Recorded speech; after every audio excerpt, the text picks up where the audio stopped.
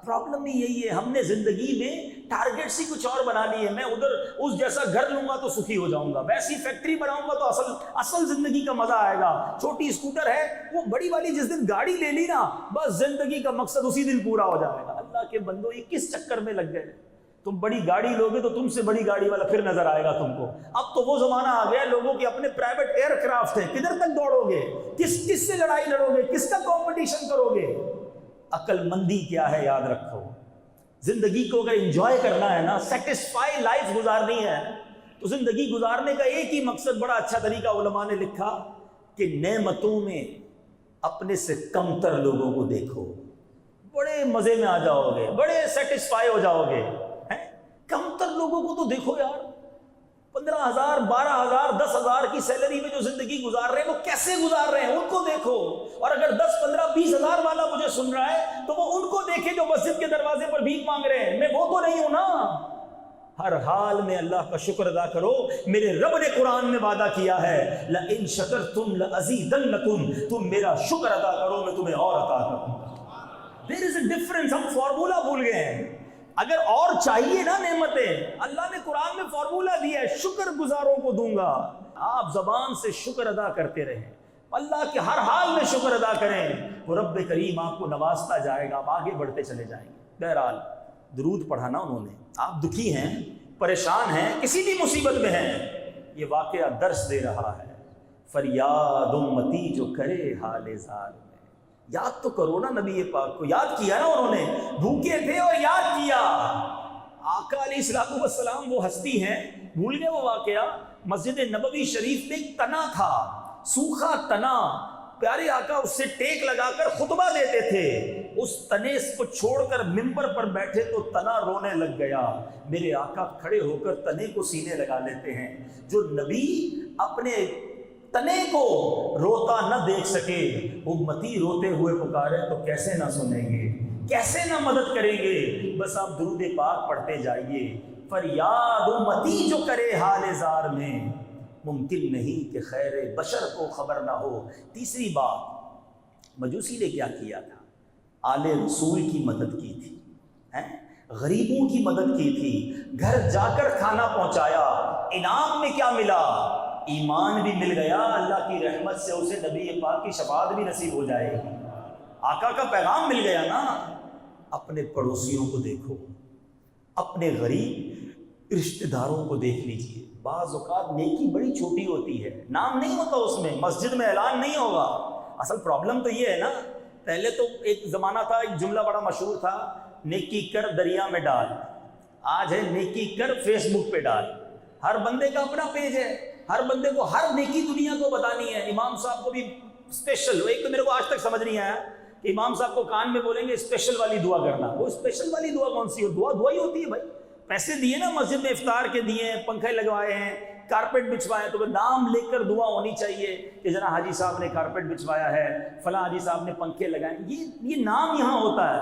لیکن کسی غریب کے گھر جا کر اس کو کھانا کھلا دو، اس کی مدد کر دو، جو وہ دعا ملے گی نا، وہ جو خوشی اس کے دل سے نکلتی ہے اور پھر جو دعا نکلتی ہے وہ کیسی مقبول دعا ہے. اور سبحان اللہ، خاص طور پر اس واقعے سے ایک اور سبق مل رہا ہے، آل رسول کی خدمت.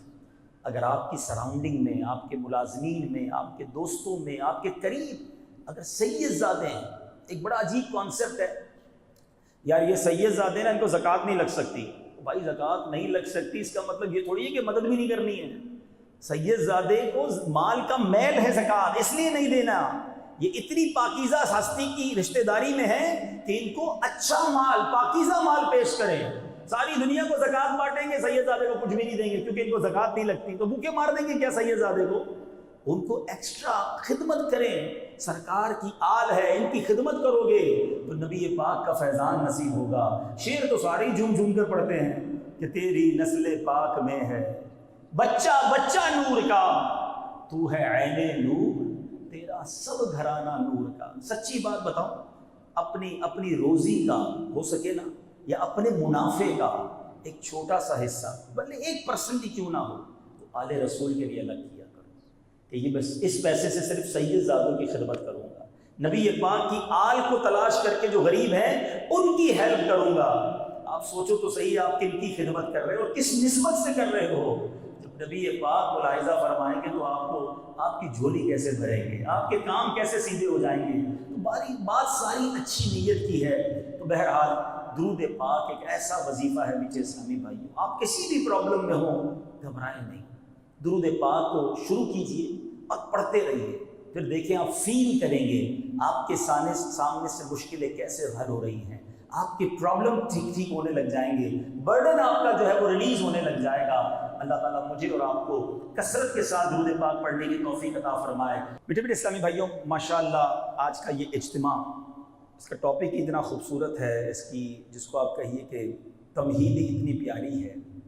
استقبال ماہ رمضان, کیا مہینہ ہے رمضان کا, ہیں مسلمان اس کے آنے کے لیے ایکسائٹڈ ہیں, عاشقان رمضان انتظار کر رہے ہیں, گھڑیاں گن رہے ہیں. سبحان اللہ. اور یہ بڑا اچھا انداز ہے کہ ماہ رمضان کی آمد کے اجتماع منعقد کیے جائیں تاکہ ریمائنڈر کال ہو جائے, ہمیں یہ پتہ چل جائے کہ کیسے گزارنا ہے رمضان, جو مسٹیکس رمضان میں ہو جاتی ہیں اس سے ہم بچ جائیں. سب سے پہلے اس مہینے کی سگنیفیکنس, اس کی اہمیت کا اندازہ کیجئے کہ اللہ تبارک و تعالیٰ نے اس مہینے کے بارے میں قرآن میں کیسا تذکرہ کیا ہے. ایک ہی مہینہ ہے, یاد رکھیے 12 مہینوں میں ایک ہی مہینہ ہے جس کا ذکر قرآن میں ہے. اور سبحان اللہ, رب فرماتا ہے شہر رمضان الذی انزل فیہ القرآن ہدی للناس وبینات من الہدی والفرقان فمن شہد منکم الشہر فلیصم ومن كان مريضا او على سفر فعدة من ايام اخر يريد الله بكم اليسر ولا يريد بكم العسر ولتكملوا العدة ولتكبروا الله على ما هداكم ولعلكم تشكرون. اب ذرا ترجمہ سنیے. رمضان کا مہینہ جس میں قرآن اترا, لوگوں کے لیے ہدایت اور رہنمائی اور فیصلے کی روشن باتیں ہیں, تو تم میں جو کوئی یہ مہینہ پائے. اب آرڈر, پہلے مہینے کی اہمیت, کیسا مہینہ, قرآن کے نزول کا مہینہ, لوگوں کی ہدایت والا مہینہ. پھر آگے فرمایا اب تم میں سے کوئی یہ جو مہینہ پائے ضرور اس کے روزے رکھے, اور جو بیمار ہو یا سفر میں ہو اب فلیکسیبلٹی. پہلے آرڈر روزے رکھنے ہیں, اب فلیکسیبلٹی. کیا خوبصورت انداز ہے قرآن کا. اب بیمار ہو یا سفر میں ہو تو اتنے روزے اور دنوں میں, یعنی بعد میں وہ روزے رکھ لے.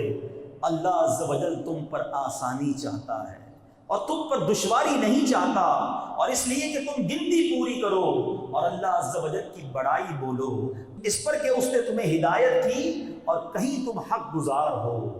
میٹھے اسلامی بھائیوں, اس خوبصورت آیت میں جو میسج ہے رمضان کی اہمیت اور پھر اس کے روزوں کا حکم. روزے میرے میٹھے اسلامی بھائیوں وہ عبادت ہے, یہ باطنی. بہت ساری عبادت وہ ہیں جو ہم کرتے ہیں لوگوں کو پتہ چل جاتا ہے, نماز پڑھتے ہیں لوگ دیکھ لیتے ہیں, ٹھیک ہے نا, ہم بہت سارے نیکی کے کام کرتے ہیں لوگوں کو پتہ چل جاتا ہے. روزہ وہ عبادت ہے جب تک بندہ نہ بتائے کسی کو پتہ نہیں چلتا, باطنی عبادت ہے, اور اللہ باطنی عبادت کو بہت پسند فرماتا ہے. یقیناً اسلام میں فلیکسیبلٹی ہے. یہ عجیب بات ہے, آج کل جو دو دین سے دور ہے وہ عجیب باتیں کرتے ہیں کہ جناب اسلام میں بڑی سختی ہے. اگر میرے ساتھ کوئی بیٹھے تو میں اسے پروف کر دوں کہ the most flexible religion on earth, ساری کائنات میں سب سے زیادہ فلیکسیبلٹی والا اگر کوئی مذہب ہے جس میں آسانیاں ہیں, الحمدللہ وہ ہمارا مذہب اسلام ہے. مسافر ہیں تو روزے بعد میں رکھ لیں, بیمار ہیں تو بعد میں رکھ لیں. آپ اگر وضو نہیں کر سکتے تو تیمم کر لیں, کھڑے ہو کے نماز نہیں پڑھ سکتے تو بیٹھ کے پڑھ لیں. کتنی سختی ہے, بیٹھ کے نہیں پڑھ سکتے لیٹ کے پڑھ لیں, لیٹ کے بھی نہیں پڑھ سکتے اشاروں سے پڑھ لیں. عورتوں کے پاکی کے دن نہیں ہے تو نمازیں معاف کر دی گئی, روزے اس کو بعد میں رکھنے کا حکم دے دیا گیا. ہر موقع پر اگر آپ مشکل میں ہیں اسلام نے آپ کے لیے فلیکسیبلٹی دی ہے. پیسے ہیں, سال گزرا ہے تو زکوٰۃ ہے, پیسے ہیں, استطاعت ہے تو حج فرض ہے, مال نہیں ہے کوئی حج فرض نہیں ہے, مال نہیں ہے کوئی زکوٰۃ فرض نہیں ہے. اسلام کا کون سا حکم ہے جو ہمیں جبری طور پہ کرنے کا حکم دیتا ہے؟ ہمارا مذہب وضو کے لیے جناب زخم لگ گیا, پٹی باندھی ہے, کوئی ضروری نہیں ہے پٹی اتارنے کی, اس کے اوپر تیمم کر لیں. سب چیزوں کا علاج اور حل موجود ہے. پرابلم کیا ہے, لوگ جو دور ہیں دین سے وہ سمجھتے ہیں بڑا مشکل ہے, جو دین کے اندر آتا ہے اس کو پتا چلتا ہے کہ اس سے اچھا تو مذہب ہی کوئی نہیں ہے. لوگ کہتے ہیں جناب اسلام انجوائمنٹ کا منع کرتا ہے، اسلام فیملی ٹائم کو منع کرتا ہے، حالانکہ بخاری کی حدیث ہے، جا بجا میرے آقا ارشاد فرماتے ہیں تم میں بہترین وہ ہے جو اپنے گھر والوں کے ساتھ بہترین ہے۔ میرے آقا خود گھر کا سودا سلف لے کے جاتے ہیں، نبی پاک بچوں کے ساتھ کھیلتے بھی تھے، بچوں کو پیار بھی کرتے تھے، اپنی ازواج کے ساتھ بھی محبت کا برتاؤ کرتے۔ پہلے دل سے اسلام اگر کوئی قبول کر لے اور اس کی تعلیمات کو پڑھتا چلا جائے